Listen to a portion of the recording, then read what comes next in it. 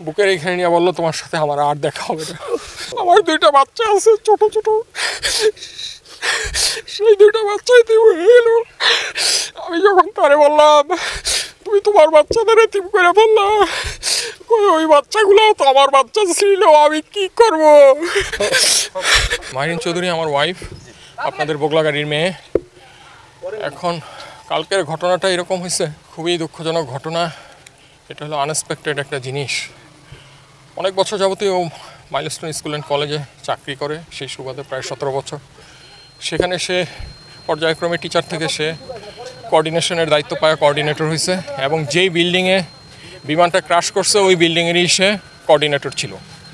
তো in the mean time স্কুলে বাচ্চাদের ছুটি হয় নর্মালি 1টা থেকে 1:30টার ভিতরে, সেকশন ওয়াইজ 5 মিনিট গ্যাপে গ্যাপে।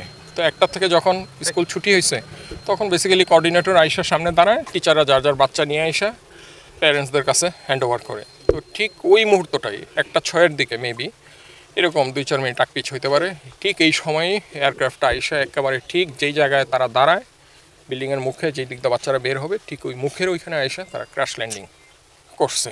তারপর ওটা এক্সপ্লোশন হয়ে ভিতরে ঢুকে গেছে ক্লাসরুমে। কিছু বাচ্চা ওইখানে মিস ভালো ছিল, ওর বাচ্চাদের বাঁচাইতে গিয়ে আসে কিছু বাচ্চা বের করেও নিয়ে আসছে।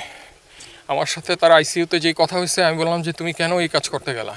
বলে আমার বাচ্চারা আমার সামনে সব পুইরা মারা যাচ্ছে, আমি এটা কিভাবে সহ্য করি।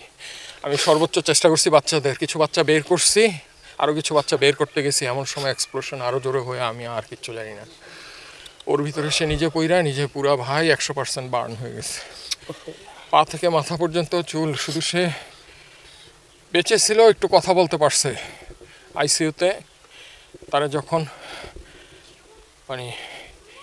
আইসিইউতে যখন তাকে চিকিৎসা নিছে এবং তাকে যখন লাইফ সাপোর্টে নেওয়ার আগ পর্যন্ত সে লাস্টে একটা কথাই বলছে যে আমার হাতটা একটু, ডান হাতটা দিয়ে বলছে আমাকে একটু শক্ত করে ধরো ডান হাতটা। আমি শক্ত করে ধরছি, ভাই ধরা যায় না, পুরা সব কিছু পুরা। বুকের এইখানে নিয়ে বললো তোমার সাথে আমার আর দেখা হবে না।